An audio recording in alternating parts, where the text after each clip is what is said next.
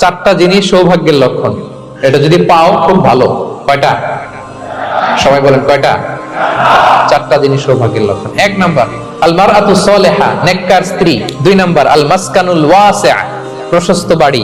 তিন নাম্বার আল জারু Salih, good neighbour, ভালো প্রতিবেশী। চার নাম্বার আল মারকাবুল হানি, মানে ভালো বাহন বা যানবাহন। এই চারটা থাকলে এটা একটা সৌভাগ্যের আলামত, খুশনসিব। কিন্তু খেয়াল করে দেখেন তো বিশ্বনবীর চারটার মধ্যে কয়টা ছিল? শুধু এক নাম্বারটাই ছিল, বাকি তিনটা ছিল না। তেমন এক নাম্বার কি ছিল? আল মারআতু সালিহা, নেককার স্ত্রী, এটা বিশ্বনবীর ছিল, ঠিক কি না?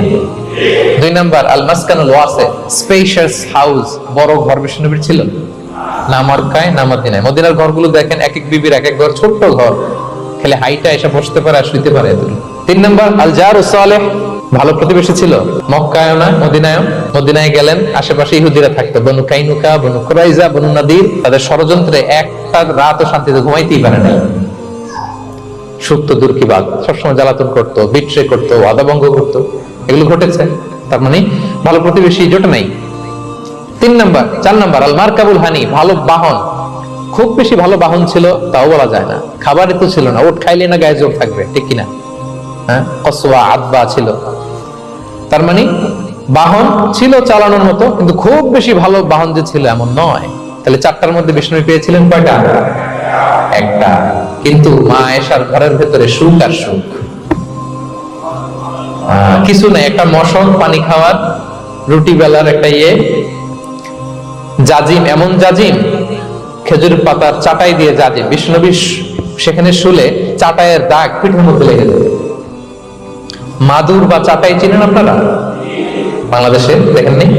ওই চাটাইয়ের মধ্যে বিষ্ণুনবী শুয়ে পড়লে ঘুম থেকে উঠলে ওই চাটাইয়ের দাগ পিঠের মধ্যে বসে যেত।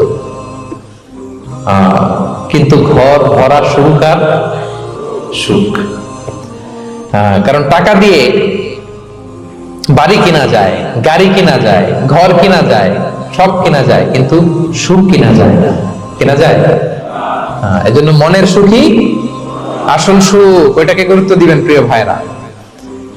সহিহ মুসলিমের আরেকটা হাদিসে বিষ্ণু সাল্লাল্লাহু আলাইহি ওয়াসাল্লাম বলেন, লাইসাল গিনা আন কাসরাতিল আরাদি ওয়ালাকিন্নাল গিনা গিনান নাফস। বেশি সম্পদ থাকলেই ধনাঢ্যতা নয়, আসল ধনাঢ্যতা মনের ধনাঢ্যতা।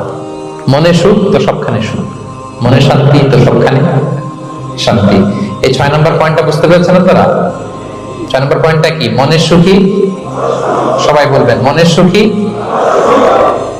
7 নম্বর হচ্ছে never be greedy, expect less. বেশি প্রত্যাশা করতে যাবেন না, লোভী হবেন না। লোভ আপনার সুখ কেড়ে নিবে। লোভী কখনো সুখী হয় না।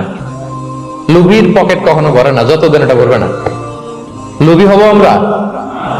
অতিরিক্ত প্রত্যাশা করব না, অল্প প্রত্যাশা করবো। I'm not talking about the goal. Goal should be bigger and higher. But I'm talking about expectation. বেশি এক্সপেক্ট করা ভালো না। খুব প্রত্যাশা নিয়ে রাখছেন, কিছু পান নাই, দেখবেন যে কষ্ট লাগবে, ঠিক কিনা? আর কোনো এক্সপেকটেশন নাই, এরপরে যেটা পাবেন ওইটাই লাভ।